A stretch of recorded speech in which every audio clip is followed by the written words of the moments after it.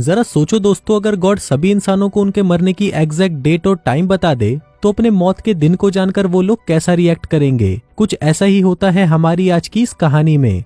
कहानी की शुरुआत जीसस की फोटो और एक लड़की इया के साथ होती है। इया गॉड की बेटी है जो हमें बताती है कि दुनिया बनाने से पहले गॉड बहुत ज्यादा बोर हो रहे थे।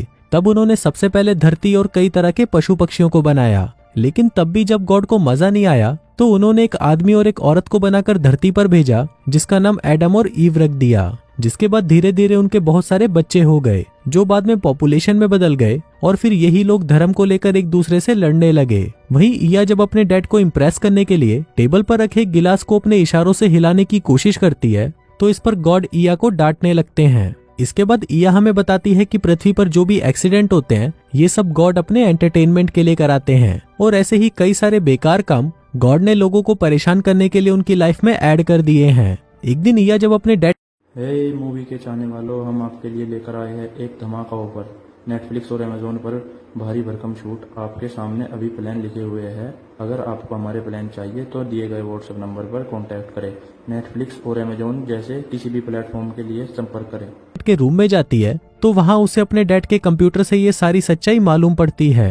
इसलिए खाना खाते समय इया अपने डैड से कहती है कि तुम बहुत ही बुरे हो और लोगों के साथ बहुत बुरा करते हो। अब ये सुनकर गॉड को बहुत ज्यादा गुस्सा आ जाता है और वो इया की बहुत पिटाई करते हैं। फिर अगले सीन में हम देखते हैं कि इया अपने भाई जीसस से बात करती है। इया जीसस से कहती है कि वो गॉड से अपने ऊपर हुए अत्याचारों का बदला लेना चाहती है। इसलिए वो जीसस से कहती है कि मुझे भी तुम्हारी तरह पृथ्वी पर जाकर सब कुछ बदलना है। इस पर जीसस उसे सलाह देते हैं कि मैंने पृथ्वी पर 12 लोगों को अपने धर्म का प्रचार करने के लिए चुना था और उन्हीं की मदद से मैंने अपनी एक बुक बाइबल भी लिखी थी। उसी तरह तुम्हें भी पृथ्वी पर जाकर अपने दूतों को चुनना चाहिए और उनके साथ मिलकर एक बुक लिखनी चाहिए, जिसके बाद वो पूरी दुनिया उस बुक की तरह ही चलेगी। फिर इया जीसस से पृथ्वी पर जाने का रास्ता पूछती है तो जीसस उसे बताते हैं कि उन्होंने एक वॉशिंग मशीन के अंदर से पृथ्वी पर जाने का रास्ता बनाया है जिसके अंदर घुसकर तुम भी पृथ्वी पर पहुंच सकती हो। इसके बाद ये अपने डैड के कमरे में जाती है और उन्हें हर्ट करने के लिए पृथ्वी पर मौजूद सभी लोगों को उनके मरने की तारीख मैसेज कर देती है। जिसके बाद यह जीसस की बात मानकर वॉशिंग मशीन के रास्ते पृथ्वी पर आ जाती है। वहीं हम पृथ्वी पर देखते हैं कि वहां पर जो भी लोग हैं उन सभी को अपने मरने की तारीख का मैसेज आ चुका था। जहां सभी लोग अपने मरने की तारीख जानकर परेशान होते हैं वहीं हम देखते हैं एक औरत को जो कि बाथरूम में नहा रही होती है। तभी उसे मैसेज से पता चलता है कि अगले 2 मिनट में वो मरने वाली है।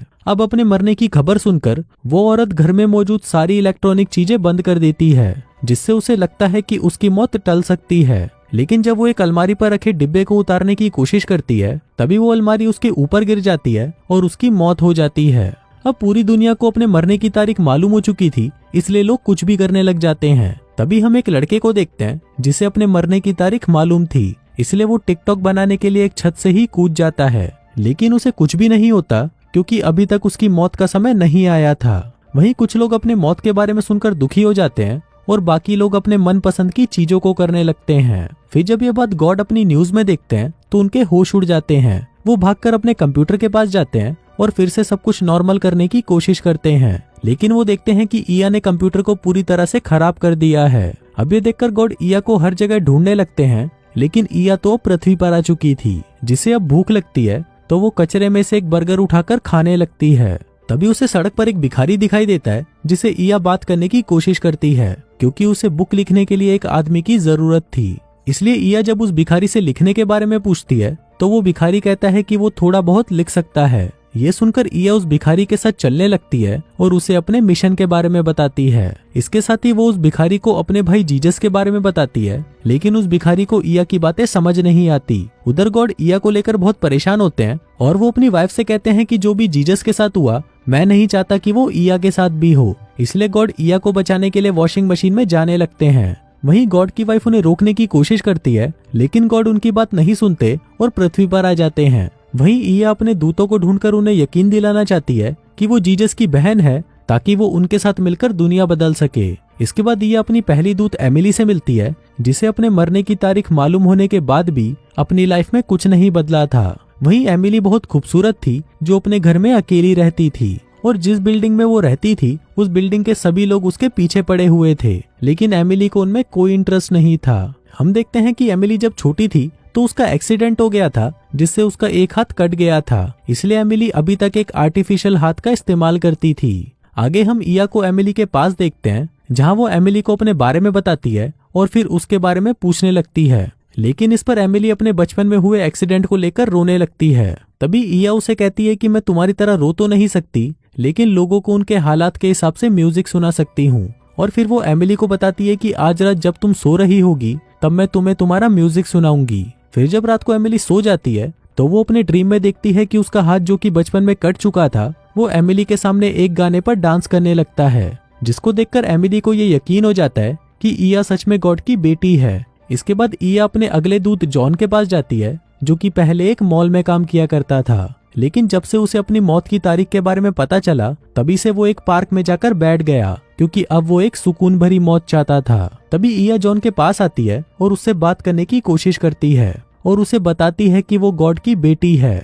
लेकिन जॉन को भी ईया की बातों पर यकीन नहीं होता, तो ईया जॉन के सामने एक पंछी को बुलाती है और उससे बात करने लगती है। ये देखकर जॉन काफी हैरान हो जाता है, लेकिन फिर भी वो ईया की बातों पर यकीन नहीं करता। इसके बाद सीन शिफ्ट होता है और हम देखते हैं कि गॉड एक वॉशिंग मशीन से बाहर आने की कोशिश कर रहे होते हैं, जहाँ एक औरत उन्हें वहां से बाहर निकलते हुए देखकर डर जाती है और उन पर पेपर स्प्रे करके उन्हें वहां से भगा देती है। फिर जब गॉड को भूख लगती है तो वो भी एक डस्टबिन से बर्गर उठाकर खाने लगते हैं, मगर तभी वहां पर कुछ गुंडे आ जाते हैं जिनसे गॉड अपनी बेटी के बारे में पूछने लगते हैं। लेकिन वो गुंडे गॉड को पागल समझकर उन्हें पीट देते हैं। फिर हम गॉड को एक हॉस्पिटल में देखते हैं, जहां वो एक छोटे बच्चे से ब्रेड छीनकर खाने लगते हैं, लेकिन तभी उस बच्चे की मॉम गॉड को पीट देती है। इसके बाद ईया अपने अगले दूत जैक से मिलने जाती है, जो कि बहुत शर्मीला होता है। दरअसल जैक ने बचपन से लेकर आज तक कभी भी किसी लड़की को टच तक नहीं किया था, इसलिए जब उसे पता चलता है कि उसके पास जीने के लिए सिर्फ 83 दिन ही बचे हैं, तो वो अपने सारे बचे हुए पैसे ऐशो आराम में बर्बाद कर देता है। तभी ईया उसे एक नया रास्ता दिखाती है और कहती है कि तुम्हारी आवाज बहुत ही अच्छी है, तो तुम्हें आवाज से रिलेटेड ही किसी काम को करना चाहिए। अब जैक के पास और कोई रास्ता भी नहीं था, जिसके बाद जैक फिल्मों के अंदर वॉइस ओवर करने के काम में लग जाता है, जहां उसकी मुलाकात उसी लड़की से होती है जिसे वो बचपन में पसंद किया करता था। जिसके बाद वो दोनों बातों ही बातों में अच्छे दोस्त भी बन जाते हैं। उधर जब ईया की मॉम जीसस की फोटो देखती है तो उसमें पहले 12 दूत थे, लेकिन जब वो उस फोटो को ध्यान से देखती है तो उसमें दूतों की संख्या 12 से बढ़कर 15 हो चुकी थी, जिसका मतलब था कि ईया जिन 3 लोगों से मिली थी वो अब जीसस के दूत बन चुके थे। दूसरी तरफ गॉड को जब भूख लगती है तो वो खाना खाने के लिए एक चर्च में जाते हैं, लेकिन गॉड को रूल तोड़ने की वजह से वहां पर बहुत मार खानी पड़ती है। फिर जब गॉड चर्च के फादर को कहते हैं कि जीसस मेरा बेटा है, तो ये सुनकर फादर भी गॉड की अच्छी तरह पिटाई कर देते हैं। इसके बाद हम अगले दूत चेरी को देखते हैं, जो कि एक प्रोफेशनल शूटर था और इसे किसी को भी मारने से कुछ भी फील नहीं होता था। इसलिए जब चेरी को लोगों की मौत के बारे में पता चलता है कि गॉड ने सभी को उनकी अंतिम तारीख भेज दी है, तो चेरी गन लेकर पार्क में लोगों को मारने लगता है। तभी वहां पर ईया आती है और उसे अपना मिशन बताती है। वहीं चेरी पार्क में किसी को तो मारने आया था, इसलिए ईया उसे सामने से आ रही लड़की को गोली मारने को कहती है, जो कि और कोई नहीं बल्कि एमिली थी। फिर चेरी जब उसे गोली मारता है तो वो गोली एमिली के आर्टिफिशियल हाथ पर लग जाती है, जिससे उसे कोई फर्क नहीं पड़ता। अब ये देखकर चेरी हैरान हो जाता है और फिर चेरी को उससे प्यार हो जाता है। इसके बाद वो एमिली के पीछे पीछे उसके घर तक चला जाता है और उसे लिफ्ट में फूल देकर उससे अपने प्यार का इजहार करता है। इसी दौरान एमिली उसे कोई भी जवाब दिए बिना वहां से चली जाती है, पर घर पहुंचकर वो चेरी को फोन करती है और उसे अपने पास बुला लेती है। अगले सीन में हम अगले दूत एक बूढ़ी औरत मार्टिना को देखते हैं, जो कि अपनी जवानी में बहुत ज्यादा रोमांटिक थी। वहीं मार्टिना को जब अपने मरने की तारीख मिली तो मार्टिना अपने आखिरी दिनों में अपने सच्चे प्यार के साथ रहना चाहती थी। तभी उसके पास ईया आती है और उसे अपना मिशन बताने के बाद वो मार्टिना से कहती है कि उसे उसका सच्चा प्यार सर्कस में मिलेगा, जिसको सुनकर मार्टिना अपने सच्चे प्यार को ढूंढने के लिए सर्कस में चली जाती है। सर्कस में मार्टिना जब एक गोरिल्ला के पास जाती है तो वो गोरिल्ला मार्टिना की तरफ अपना हाथ बढ़ाता है। फिर मार्टिना भी उसे टच करती है, जिसके बाद उन दोनों में प्यार हो जाता है। जिसके बाद मार्टिना उस गोरिल्ला को खरीदकर अपने घर ले आती है। उधर गॉड जब ईया को ढूंढ नहीं पाते तो वो अपनी दुनिया में वापस जाने के लिए परेशान हो जाते हैं। इसी दौरान गॉड की मुलाकात ईया से हो जाती है, जिसके बाद वो ईया को सब कुछ नॉर्मल करने के लिए कहते हैं, लेकिन ईया कोई भी बात सुने बगैर ही वहां से भागने लगती है। फिर ईया उस भिखारी को लेकर नदी के पानी के ऊपर चलकर दूसरी तरफ चली जाती है। वहीं गॉड जब पानी पर चलने के लिए नदी में उतरते हैं तो वो पानी में गिर जाते हैं, क्योंकि गॉड की सारी शक्तियां उनके कंप्यूटर में थी। इसके बाद हम आखिरी दूत विली को देखते हैं, जो कि एक छोटा बीमार बच्चा था। वहीं जब विली को पता चलता है कि वो 54 दिनों बाद मरने वाला है, तो उसके मॉम डैड उसे कहते हैं कि वो अपने आखिरी दिनों में जो कुछ भी करना चाहे वो कर सकता है। इस पर विली अपने मॉम डैड को कहता है कि वो लड़कियों की तरह कपड़े पहनकर पूरे शहर में घूमना चाहता है, जिसके बाद वो लड़कियों की तरह कपड़े पहनकर घूमने निकल पड़ता है। इसी दौरान उसकी मुलाकात इया से होती है। अब वो दोनों सेम एज के थे तो उन दोनों में काफी अच्छी दोस्ती भी हो जाती है। इया विली को कुछ मैजिक करके दिखाती है जिससे विली काफी खुश हो जाता है। वहीं इया को पता चलता है कि जो मछली उसने सुबह खाई थी उसकी आत्मा विली के अंदर है, जो विली से बात करती है और उसे कहती है कि उसे फिर से पानी के अंदर जाना है। इस पर विली इया के पास जाकर डिसाइड करता है कि वो अपने आखिरी दिनों में समुद्र के किनारे जाकर मरना चाहता है। उधर गॉड को अब पुलिस पकड़ लेती है और उनसे पासपोर्ट मांगती है, लेकिन गॉड के पास कोई भी पासपोर्ट नहीं था, इसलिए पुलिस वाले गॉड को एक प्लेन में बिठाकर दूसरे देश में भेज देते हैं। दूसरी तरफ एक बीच के किनारे इया अपने 6 दूतों को लेकर आती है और उसके साथ वहां पर वो सभी लोग भी आ जाते हैं जो आज के दिन ही मरने वाले थे। तभी वो इया से पूछते हैं कि तुम तो ये बोल रही थी कि जब 6 दूत आपस में मिलेंगे तो चमत्कार होगा, लेकिन ये होगा कब?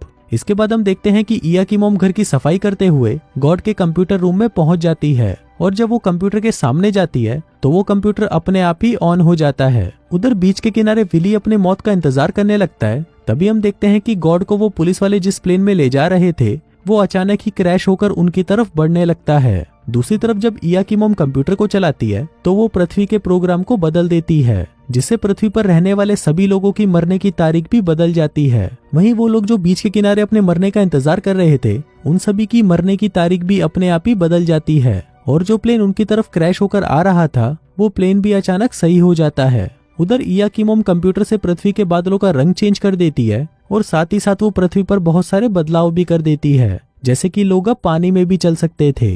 अब ये देखकर इया समझ जाती है कि ये सब उसकी मॉम ने किया है। फिर अगले सीन में हम गॉड को एक वॉशिंग मशीन की दुकान में देखते हैं जहां गॉड उस रास्ते को ढूंढने की कोशिश करते हैं जहां से वो यहाँ पर आए थे। और इसी के साथ ही ये कहानी यहीं खत्म हो जाती है।